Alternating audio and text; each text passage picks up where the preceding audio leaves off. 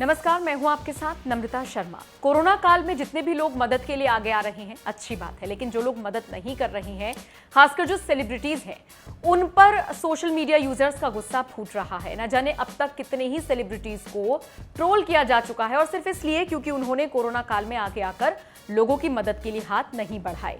अमिताभ बच्चन को लेकर कई बार सवाल उठे कि आखिर सदी के महानायक होने के बावजूद उन्होंने क्या किया। वो यूजर्स जिन्होंने उनको शहंशाह बनाया, जो उनकी फिल्में देखने के लिए थिएटर्स में जाते थे, आज जब वो लोग मुसीबत में हैं तो शहंशाह ने क्या किया। इन सब के बीच बीते दिन खबर आई कि अमिताभ बच्चन ने गुरुद्वारे को 2 करोड़ रुपए का दान दिया है ताकि मरीजों का इलाज अच्छे से हो सके। लेकिन इन सब के बाद भी लोगों ने अमिताभ बच्चन को ट्रोल करना नहीं छोड़ा। लोगों ने कहा कि न जाने कब से लोग कोरोना काल में जूझ रहे हैं और अब अमिताभ बच्चन जागे हैं, जिसके बाद अमिताभ बच्चन ने यह समझ लीजिए कि अपना आपा खो दिया, या ये कह लीजिए कि उनको लगा कि अब उनको बोलने की जरूरत है, ट्रोलर्स को जवाब देने की जरूरत है। जिसके बाद उन्होंने अपने ब्लॉग में बहुत सारी बातें लिखी और उन्होंने कहीं ना कहीं ये इंडिकेशन दिया कि ऐसा नहीं कि वो पहली बार मदद कर रहे हैं या आज तक उन्होंने कभी मदद नहीं की। अमिताभ बच्चन ने इशारा दिया कि वो चैरिटी करते हैं, लेकिन उस चैरिटी का गुणगान नहीं करते हैं।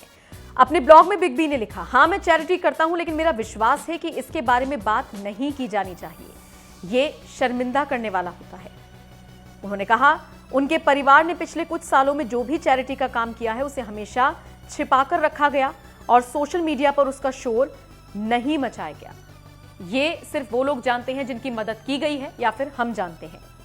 फिर अमिताभ ने कहा कि अपने खर्च पर उन्होंने किसानों के कर्ज माफ कराए हैं। उन्होंने कहा अभिषेक और श्वेता ने पुलवामा आतंकवादी हमले में मारे गए शहीदों के परिवारों की मदद के लिए योगदान दिया।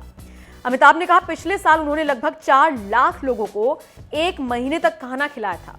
उन्होंने कहा वो शहर में लगभग 5000 लोगों को दोनों टाइम का खाना रोजाना खिला रहे हैं। इसके अलावा हॉस्पिटल और फ्रंट लाइन वॉरियर्स के लिए हजारों की संख्या में मास्क और पीपीई किट उन्होंने उपलब्ध कराई है। इसके अलावा प्रवासी मजदूरों को खाना खिलाने वाली सिख कमेटी को भी उन्होंने डोनेट किया है।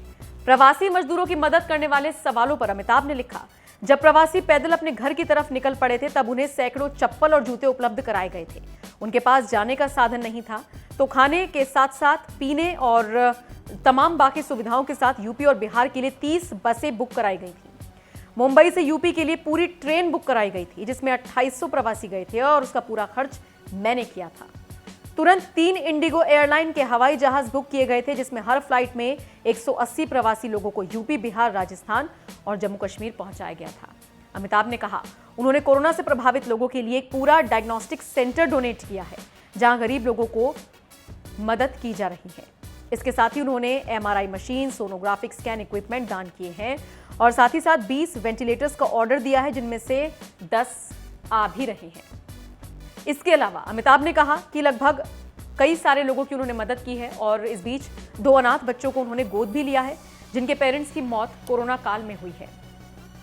तो ये सारी चीजें अमिताभ ने बताई और ये जाहिर तौर पर उन लोगों के मुंह पर करारा तमाचा है जो हमेशा अमिताभ बच्चन की चैरिटी, उनके दान को लेकर सवाल उठाते हैं। आप बताइए इस पूरी खबर को लेकर आप क्या सोचते हैं।